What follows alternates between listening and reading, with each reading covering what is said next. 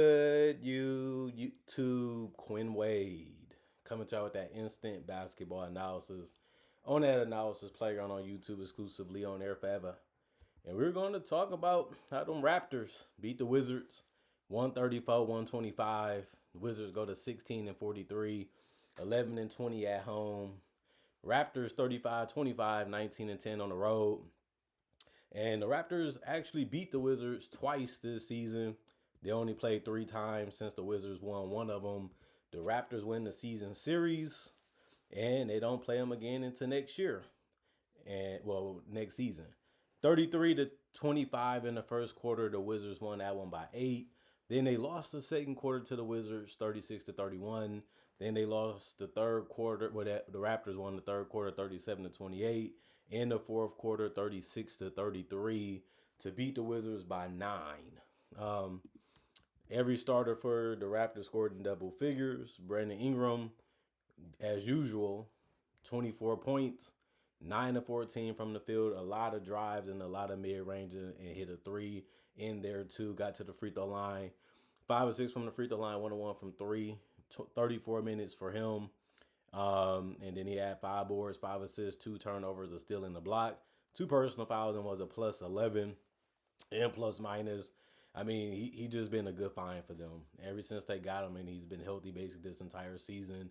He got rewarded as being an all-star this year. He's been consistent for him. He's been a closer for him, and he's been a guy they can go to anytime to get a shot or a bucket, and he's been delivering this entire year for them. RJ Barrett had a good game too, 33 minutes, 21 points. He went 8 of 15 from the field, 1 of 3 from the three-point line, 4 of 6 from the free throw line. He also had 5 rebounds, 3 assists, 1 turnover, 1 steal, 4 personal fouls, and a plus 12 and plus minus. He can really score that basketball, and he's just doing it with so much joy too. He knows the shots he wants. He's not going to take nothing less than that. He didn't shoot crazy efficient, but he did make majority of his shots tonight, and he did do a good job of switching it up, and that's what you have to like about RJ a lot this year. He's not just trying to drive over and over again. He's showing you that he's been working a lot on his game, and he has become a better offensive player in result of that. Scotty Barnes, he hit some jump shots in this one, but didn't take a lot of threes, and I'm still happy about that. 18 points, 7 of 13 from the field. He did miss his only 3. He also went 4 of 4 from the free throw line. He did have 4 rebounds, 4 assists, 1 turnover, 1 steal, 1 block, 2 offensive boards, 4 personal fouls, and a plus 3 and plus minus. He has the ability to do everything on the stat sheet, and he basically did that again tonight. No surprise there. This is the type of season he's been having. He was rewarded as an all-star, so it makes sense that he would just keep it up because this is who he is. This is his identity. This is what he does. And he did it at a high level tonight. Jakob Poeltl, 26 minutes, 18 points. He didn't miss a shot. He went 7 for 7, 4 or 5 from the free throw line. He had a double-double with 10 boards. He had 3 assists, 1 turnover, 3 steals, which was the most on the team, and 1 block. So he was able to stuff the stat sheet. The worst part of his night was the foul trouble, and he did foul out of this game.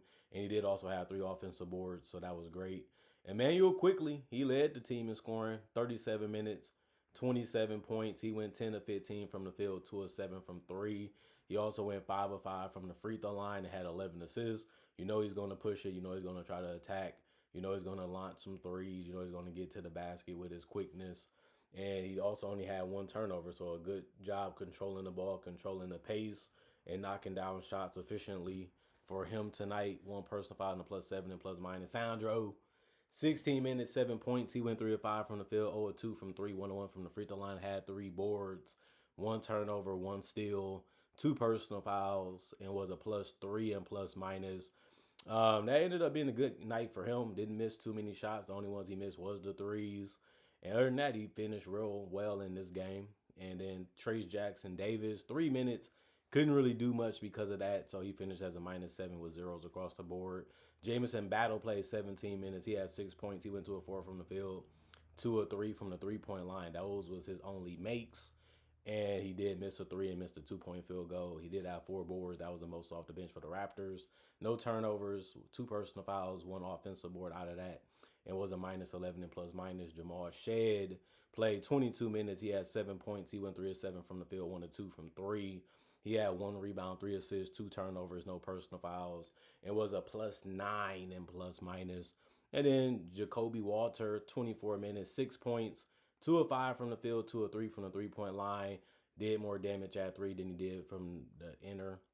He had 1 rebound and 2 assists, no turnovers, and a personal foul, and had a 0 in plus minus. And the Raptors really did shoot well and execute well in this game. And they even made some tough ones too. And the Wizards, they hung around. They had chances to win it, had chances to be able to get it done. Just couldn't make enough shots and get enough stops at the end of the day. And this one, Tristan, he ended up scoring 13 points. He went 4 of 6 from the field, 3 of 5 from three, 2 of 2 from the free throw line. He had some good looks from three, so it made sense for him to take majority of his shots from there, and it kind of worked out for him too. He had 3 rebounds, 3 assists, and a turnover and a block. 3 personal fouls and was a +3 and plus minus. Kashawn George, 15 minutes, 14 points. He went 5 of 7 from the field, 3 of 3 from the 3 point line, 1 of 2 from the free throw line. He did shoot the ball well. In this one, he did have 3 boards, 1 assist, 1 turnover, 2 blocks.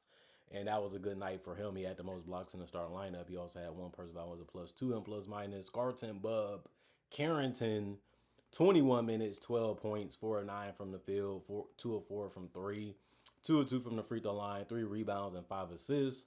The 5 assists ended up being the most on the team. He really was pushing the tempo, trying to score fast, trying to get his teammates the ball fast. He did that while only committing 1 turnover also, which was good for him. He also had a steal and 2 personal fouls and was a -4 and plus minus. Bilal Coulibaly, he ended up playing 23 minutes. That was the most in the starting lineup. He had 14 points. He went 6 of 10 from the field. You know he's going to try to drive, but he did have the outshot working. In this one, he ended up going 2 of 3 from three. Missed all his free throws, though, 0 of 2 there. He did have 5 boards, and that was the most on the team, tied with Anthony Gill and Justin Champagnie.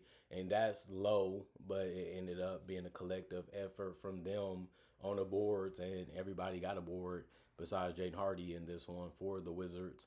Other than that, he ended up having 2 turnovers and a steal, 2 offensive boards, and a personal foul was a -4 and plus minus. Trey Johnson, 19 minutes, 8 points, 3 of 6 from the field, 1 of 3 from the 3 point line, 1 of 2 from the free throw line, 3 rebounds, 2 turnovers, 1 offensive board, 4 personal fouls, and a -7 and plus minus. He was the only starter to not score in double figures for the Wizards tonight, but he looked like he was. You know, he can get out from three. He can make some tough ones. He can drive, but he just missed a couple threes, and he missed a couple shots from the two, and then he also missed a free throw. So it wasn't meant to be for him. Anthony Gill, 28 minutes, 8 points.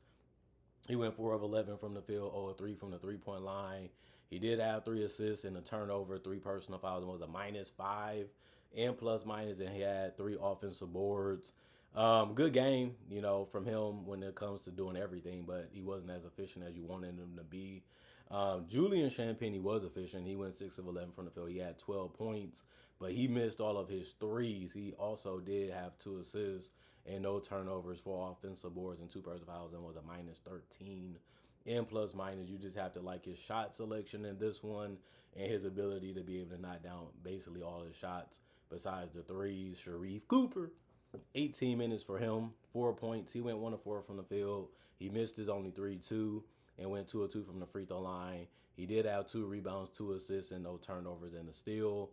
He also had no personal fouls and was a +4 and +9 and +4 and plus minus. Good game from him. He's tiny, he's small, but he's still figuring out how to make his game last and do well as he can at the NBA level. And it's just good to see him get minutes and good opportunities for this Wizards team who is trying to find who they want to keep and who they want to possibly let go in the offseason. Jameer, 21 minutes, 10 points. He went 4 of 5 from the field, 2 of 3 from the 3 point line. He missed his only free throw. 2 rebounds, no turnovers, and a personal foul. 0 and plus minus. Real good game from him. Made basically every single shot. Missed the easy ones, though, and it wasn't many for him in this one. Jaden Hardy came off the bench and gave him 20 minutes at 11 points. He went 4 of 9 from the field, 2 of 5 from three, 1 of 1 from the free throw line. He's going to give you scoring, and he was able to provide that tonight as soon as he got in the game, but he also did have 2 turnovers and a personal foul and was a -5 and plus minus. And then you look at Will Riley, he does the same. The thing about it is he had the most points off the bench. He also played the most minutes which was 35. He had 19 points. He went 6 of 10 from the field, 1 of 2 from 3, 6 of 7 from the free throw line. He also had 4 rebounds, 3 assists, 3 turnovers, 2 personal fouls, and was a minus 16 and plus minus. Just a real good game for him. They needed everything that he brought off that bench because they was really in a situation where they might get blown out if the bench didn't come in and perform the way that they needed to and how they ended up performing. And that's why, if you're going to give that many minutes to the players off the bench, they have to show up and play well. Even though they did, it still came in a loss. It still show you how good of amount of talent you have on this roster now after that deadline. And it just show you that you're doing a good job of picking some young players too, because I've been watching a lot of Wizards games and I'm looking at it like they have a decent pool of players. And the fact that they don't even have Trae Young playing, they don't have Anthony Davis playing, Alexandre Sarr, another example, isn't playing, and they still put up 125. You looking at a team that can be very talented when they're fully healthy. Other than that, 53% from the field for the Wizards, 60% for the Raptors. Defensively, you just can't have that happen. There's no way you can have a team shoot 60% on you. And if you do, you're most likely losing that game. 47% from 3 for the Wizards, 41% for the Raptors, 71% from the free throw line for the Wizards, 85% for the Raptors. Both teams had 35 rebounds, 23 assists for the Wizards, 31 for the Raptors, 13 turnovers for the Wizards, 9 for the Raptors, 3 steals for the Wizards, 7 for the Raptors, 8 blocks for the Wizards, 3 for the Raptors, 12 offensive rebounds, 8 of them for the Raptors. And then you look at 23 defensive rebounds for the Wizards, 27 for the Raptors, 20 personal fouls for the Wizards, 22 for the Raptors. And it was a wrap for the Wizards. The Raptors got hot, and they was able to continue it, through those last 3 quarters after getting off to a decent start. The Wizards outplayed them in that first quarter, but the Raptors figured them out. It was able to get the stops, was able to get some good shots to go down. And once they got it clicking and once they got it going, it was just an avalanche on the Wizards, and they could never really figure out how to keep their scoring up to the pace of what the Raptors was doing to them. And at the end of the day, they ended up losing because they couldn't defend, they couldn't control what the Raptors was doing and make things more difficult for them. And even when they did, like I said, the Raptors still made some tough shots anyway. So they got behind, they battled, they kept trying to fight for it, and then the Raptors just kept chugging on alone, and they kept winning the game, and then they just found a way to do it in the fourth quarter in the last couple minutes, and that's the most important time because it's that crucial to who wins and lose, and the Raptors stepped up and got it done like they've been doing a lot of this season against teams like the Wizards. But you still got to beat them. You still got to get it done, and the Raptors was able to do that, so that's part of their job, and they handled their business. Comment, like, subscribe, share, hit the notification bell to get that analysis when it first come out. Y'all stay blessed up. Y'all stay good. Peace. And I'll see y'all later today with more analysis. Hopefully.